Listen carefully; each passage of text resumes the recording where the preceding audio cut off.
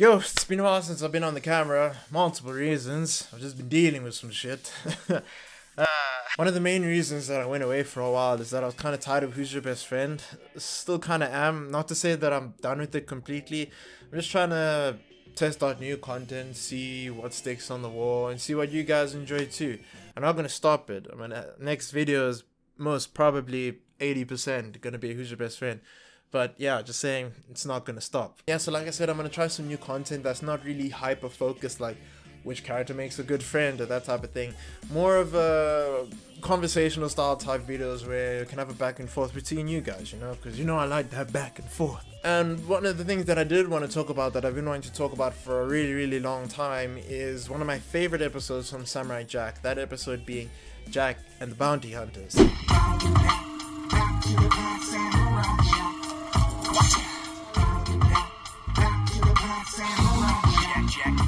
So this episode starts off with like this barber giving the guy the old once over, you know, getting that small talk in, as any good barber should. Well, we don't get many people up in these parts, kinda slow, you know, but I will make you look sharp, yes sir. You are in good hands with Tonino. And out of nowhere, 5 of the most legendary bounty hunters walk by outside the store. You've got Jujunga, you've got Iron Am, you've got the Gentleman, and you got this guy. We'll come to this guy later. And what I find cool about this is that it just shows that in the world of Samurai Jack, life goes on without Samurai Jack. Just hearing about these crazy bounty hunters from the barber's perspective and not from the bounty hunter's perspective just speaks volumes of the amount of shit that these guys have done. And just how lived in this world is, that other stuff is going on parallel to the story of Samurai Jack and him trying to get back home. And I don't know, like that shit just makes you feel, warm and good inside, you know, that this is a world here that exists. People are doing their own thing, like Samurai Jack. I don't know that nigga, I'm just trying to sell my fish. And the last bounty hunter is this guy that's getting his dome butchered. My... Your... Buddies! So eventually these bounty hunters meet outside this cabin in the snow, and they go into great depth and detail on how they plan to kill and or capture Samurai Jack for the Shogun of Sorrow himself, Aku. You got the boy Jujunga explaining his methods in this tribal paint style. You've got the Gentleman explaining his methods in the black and white noir film. You've got Iron Am explaining their methods in the Far East paint strokes and whatnot. Then you got my personal favorite big man Boris scoring with the crayon chic. Very subtle touch. Now what I like about this section is that it shows the care that was taken into the art direction of this episode, because you can see, I think Scott Willis was in charge of this episode. I hope so. The idea of having each bounty hunter explain their method in their own art style just shows how much care was taken into this episode, as well as the entire series as a whole. Now you're probably thinking these plans are solid, these plans are dope, but no, our mystery bounty hunter, who's been chilling in the roof the whole time, goes on to break down every single flaw in each individual's plan. That's how Boris gets the bounty! Any questions? Have you always been this stupid?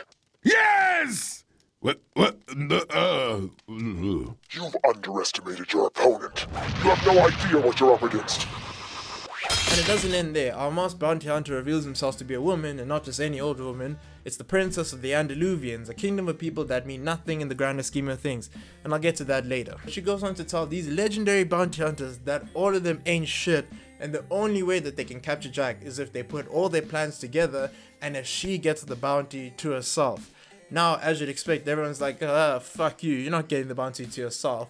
But then she explains why. She explains why she needs the bounty all to herself. I must claim this bounty, but not for the money. For freedom. The freedom of my people and my kingdom. Aku has enslaved my nation for many years, plundering our wealth and resources. I will collect this bounty, and for payment, I will ask for my people to be freed, and my kingdom restored. In return for your help, I will pay you the sum of the bounty, plus tenfold! Now that you see that this isn't about money anymore, this isn't about some petty bounty anymore. This is the story of one lone warrior, born of royal lineage, going out on their own and doing whatever it takes to return home with the safety of their people intact. So as you know, only one person can win. Only one person can win. So Princess Mira, with the help of the bounty hunters, sets a trap for Samurai Jack, and they wait and wait and wait and wait for Jack to appear, and surprise, surprise,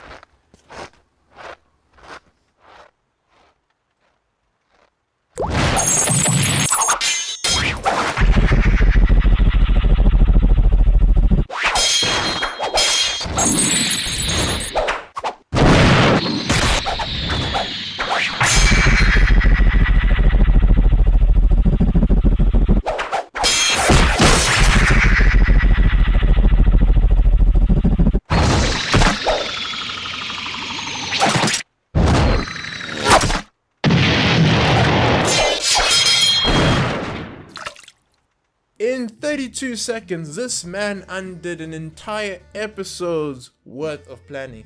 32 seconds. And at the end of it, you have Mira, broken, knife in hand, attempting, not even attempting, contemplating taking out this monster of a man. Not only did Jack kill her entire crew, but he showed her these hands.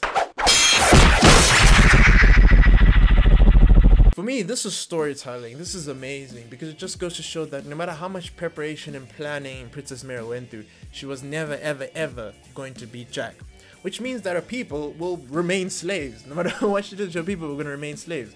But at the same time, Jack also needs to win. He needs to return home and save his own people. Why does he get to win? He had his chance all those years ago and he fucked it up because he was trying to talk to Aku.